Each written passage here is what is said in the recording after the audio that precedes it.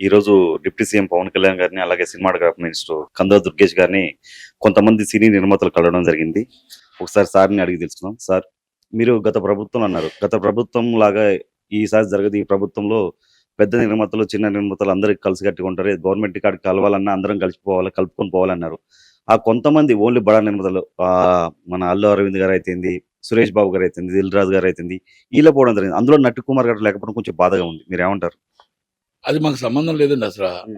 అదేదో మొత్తం chartered flight యేసుకొని ఆ గిల్ట్ డబ్బులు ఒకటున్నాయి. ప్రజల సొమ్ము అది.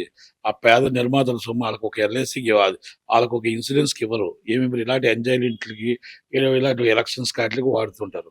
అది చార్టర్డ్ ఫ్లైట్ యేసుకొని ఆ డబ్బు ఆళ్ళ సొమ్ము ఆళ్ళ సొమ్మేం కాదు కదా! అని ఎళ్లారు.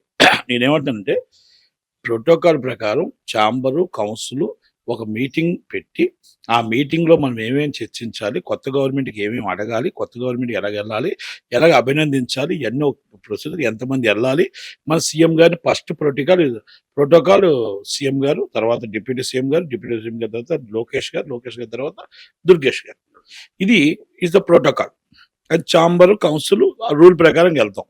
ఇది ఇంకా ఏం అవ్వలే. రాత్రి ఏదో అదంతా పవన్ కళ్యాణ్ గారి నిర్మాతలే. వాళ్ళందరూ ఏ ఎండగా గొడుగు పట్టేవాళ్ళండి. మొన్నటిదాకా ఓఆర్‌యు చంద్రబాబు అనే వ్యక్తి ఒక ఆయన ఉన్నాడు. ఆయన పేరు సురేష్ బాబు గారు. సురేష్ బాబు గారు. అలాగే ఇంకా మొత్తం అందరూ పవన్ కళ్యాణ్ గారి నిర్మాతలే. దిల్ రాజు గారు వచ్చి మొత్తం టోటల్‌గా నాకు అసలు పవన్ కళ్యాణ్ గారికి నాకు సంబంధమే లేదు.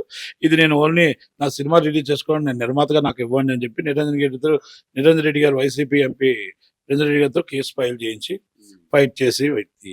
అలాగే ఇయన్నీ ఒక డిఫరెంట్ అండి. కొంతమంది ఏంటంటే అభినందించడానికి అందరూ సెపరేట్‌గా ఎళ్లారు. అది సెపరేట్‌గా ఎళ్లారు.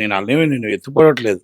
అంటే ఆ కొంతమంది ఇంతకుముందు మీరు ఒక్కసారైనా సరే బయటకొచ్చి ఆళ్ళు పవన్ కళ్యాణ్ గారు గెలవాలని కోరుకున్నాం ట్విట్టర్‌లో పెట్టినా మేము ఆనందించేవాళ్ళం. అలాగే కూటమి గెలవాలని కోరుకున్నా కూడా ఆనందించేవాళ్ళం. జగన్మోహన్ రెడ్డి గారి భయంతో దాగోని బయటకొచ్చారని నేను అంటున్నా. దీంట్లో నేనేం వెనకడుగు వేసే ప్రసక్తే లేదు. ఎందుకంటే సినిమా ఇండస్ట్రీ కోసం నేను మాట్లాడే ఇండస్ట్రీ అంటే చాంబర్, కౌన్సిల్ అందరూ కలిపి ఈ 9 మంది 10 మంది చార్టర్డ్ ఫ్లైట్ వేసుకుని వెళ్ళిన వాళ్ళు మాత్రం నేను దాంట్లో నో డౌట్. ఇంతకు ముందు మీకు పవన్ కళ్యాణ్ గారు కనపడలేదా? అది నేను అభినందించడానికి వెళ్ళారు. కనుక దానికోసం నేను ఎక్కువగా మాట్లాడదలుచుకోలేదు.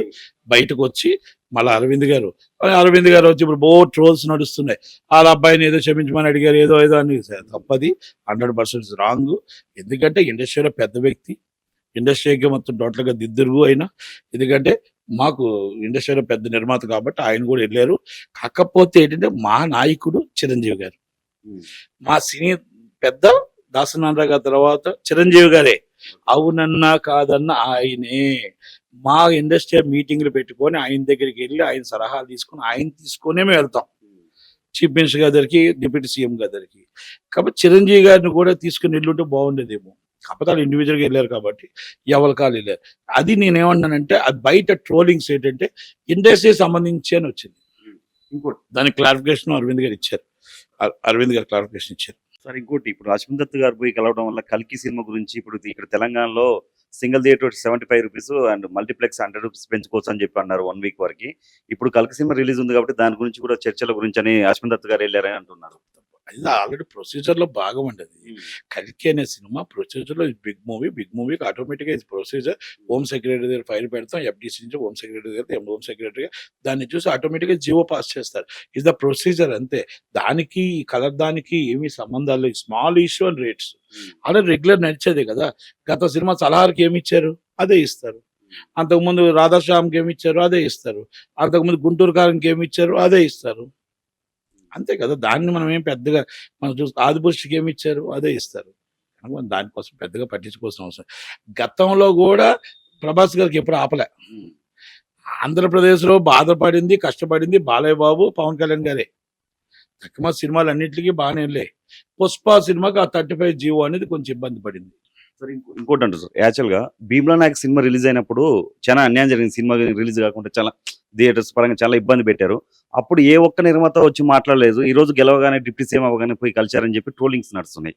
ఇప్పుడు ఒకటండి, నేను అందుకనే అంటున్నాను కదా!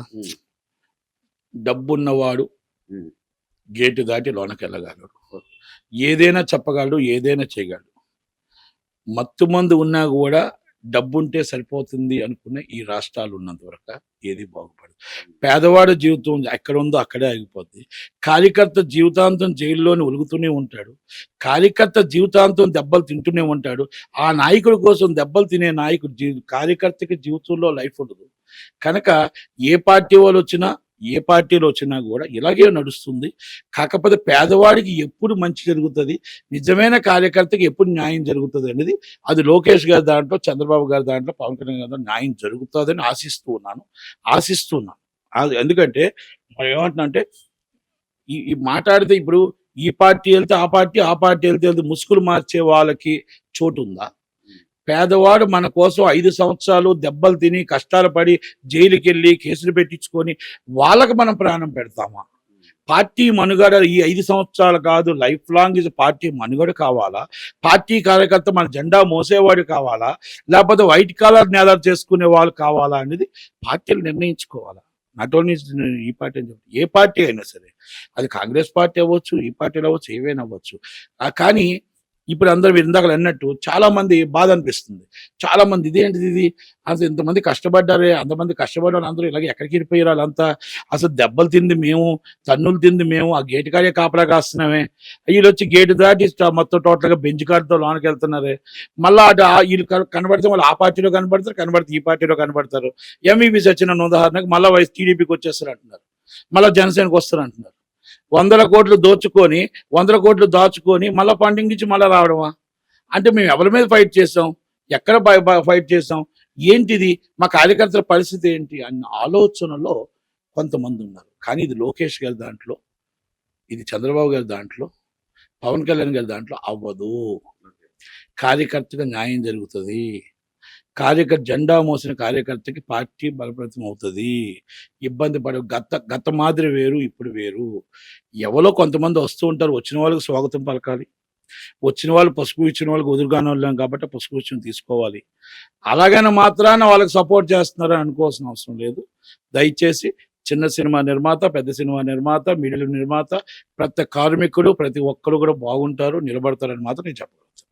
మీకు నమ్మకం ఉందా సార్? అందరిని చిన్న నిర్మాతలు కూడా కలుపుకొని తీసుకెళ్తారు పెద్ద నిర్మాతలు అనేది మీకు నమ్మకం ఉన్నదా? నాకు లోకేష్ గారి మీద నమ్మకం ఉంది. నాకు లోకేష్ గారి మీద పక్కా నమ్మకం ఉంది. ఆయన నమ్మిన వ్యక్తిని ఒమ్ము చేయడు. కార్యకర్తను, ఆయన పార్టీని నమ్ముకుని కార్యకర్తను ఇబ్బంది పెట్టాడు. పాలన, కార్యకర్తను కాపాడుకోవడం, అందరినీ చూసి కలిసికట్టుగా పనిచేయడం, అందరినీ కలిసికట్టుగా నడిపించుకెళ్ళడం లోకేష్ గారికి ఉంది అని మాత్రం ఆ లక్ష్యం నేను పూర్తిగా నమ్ముతాను. నేను ఆయన నమ్ముతాను. వైజాగ్లో ఎఫ్ఎన్సిసి ఫిల్మ్ కల్చర్ లాంటిది కట్టబోతున్నా తెలిసింది. మొన్న కేఎస్ రామారావు గారు, గంటా శ్రీనివాసరావు గారు ఇదంతా చూసారు. దీన్ని ఎలా అది తప్పు. విశాఖపట్నం, హైదరాబాద్లో ఫిలిం నగర్కి, విశాఖపట్నం ఫిలిం నగర్ క్లబ్కి సంబంధం లేదు. అది ఆనాడే 2014 కేఎల్ నారాయణ గారు అందరూ కూడా అనౌన్స్ చేశారు చాలా క్లియర్గా.